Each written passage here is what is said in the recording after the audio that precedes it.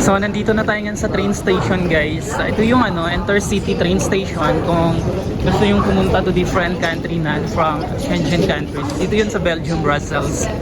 So let's go and take the ticket. Ayan yung mga naka-indicate lang kung ano yung mo, travel mo or trip. Kung trip mo magstay, stay lang. So ito yun. Diyan ako kukuha. Ito. Thank you so much. Bye-bye. So actually guys, it's very easy to take the ticket from here. Just walk in and come to the area. So there is a reception there. They're very approachable and friendly. So you can just come here and they will guide you to take the ticket. So I got it already within seconds. I just stopped it and then I have to go now. I got it. I got my ticket going to Amsterdam in Netherlands. See you guys. Baka may iwan na ako ng train. Bye-bye.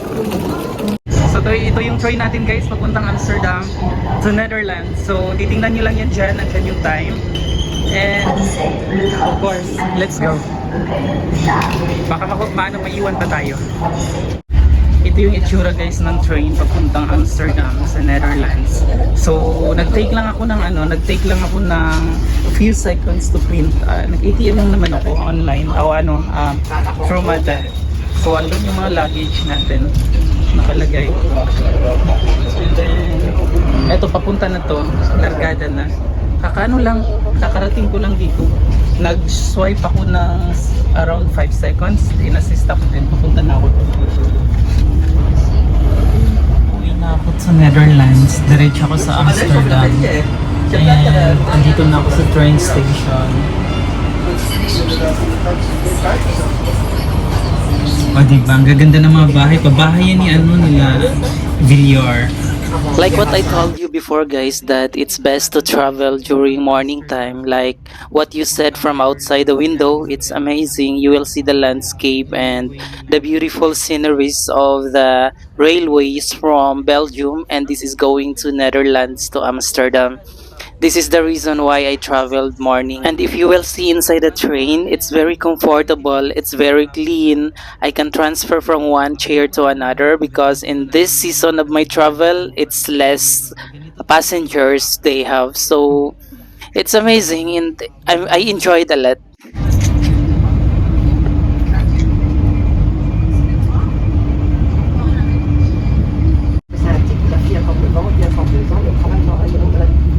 Ito yung gaganda ng mga bahay nila. Hindi makikita lang natin sa video or sa mga posters. Ngayon nakikita ako na in person. Ang ganda. Yung mga bahay nila na dikit-dikit, may iba-ibang kulay ang roof. Para mapabahay nila Villar. Diba? Ang ganda, ang cute. So ito yung makikita natin sa may train station pag sasakay kayo ng train from Belgium papuntang Netherlands. Uy, meron sila ditong sementeryo. Yung kapusanto nila, ang ganda. Ayan, ang linis. Parang malinis mamatay dito.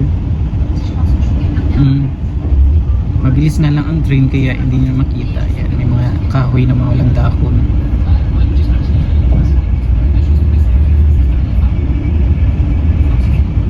So we just arrived here in Netherlands guys, and we are in Zuidplein. So we get down from the train from Brussels, then we're going to the Central. We will go out from the train station, metro here. Then let's go to the Central.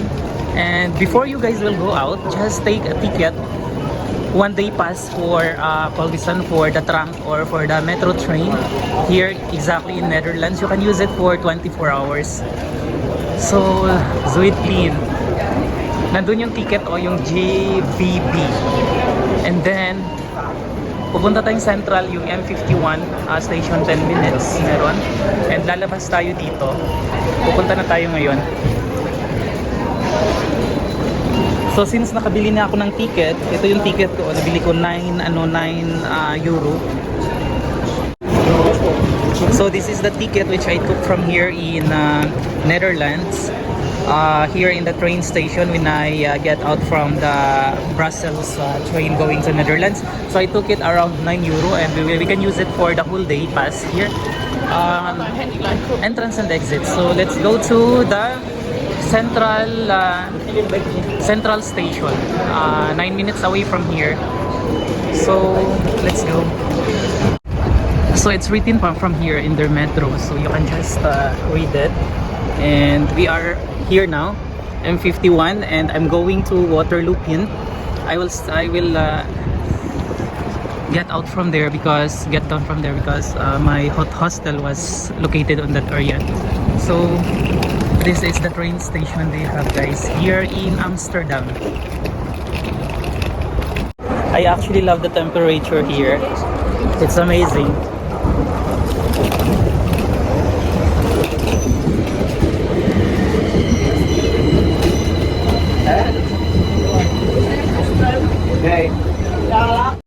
So, pagbaba nyo dun sa my train station for intercity train, kukuha lang kayo ng card na to.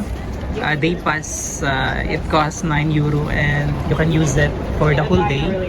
And come up here to the M51 Central Station. This will be the waiting area, and it's indicated on that part there. The minutes, how many minutes the train will be here.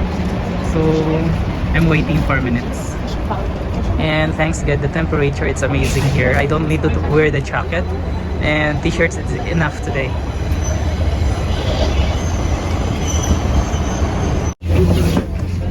So we are inside the train station of Netherlands, going to the central station, guys.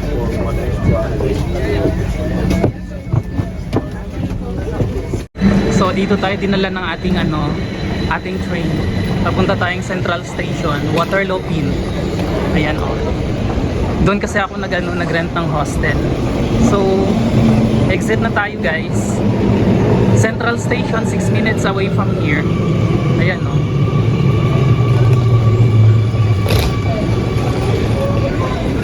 So gagamitin lang natin yung card natin para makapag-exit, kasi whole day pass naman to.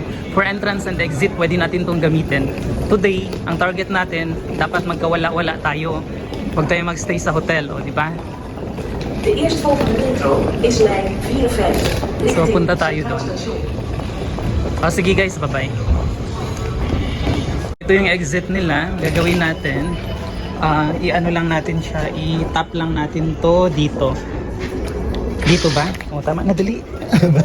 Baka magsara. Makabalik pa tayo, di ba? Perfect. So, exit na tayo. Saan ba yung exit? Parang dito.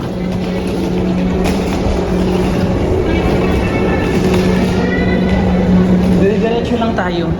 Sundan natin sila. Parang dyan na nga. Sige guys, bye-bye. Dito na. So from the train station, it will take 9 minutes for walking coming to this place. And this is my hostel, guys, the Elephant Hotel Hostel. So let's get inside. It's not allowed to smoke here, so let's tap our card. It's open now. And let's just push this. So we're going to the reception. Hello. How are you guys? You guys from India? Yes. Okay.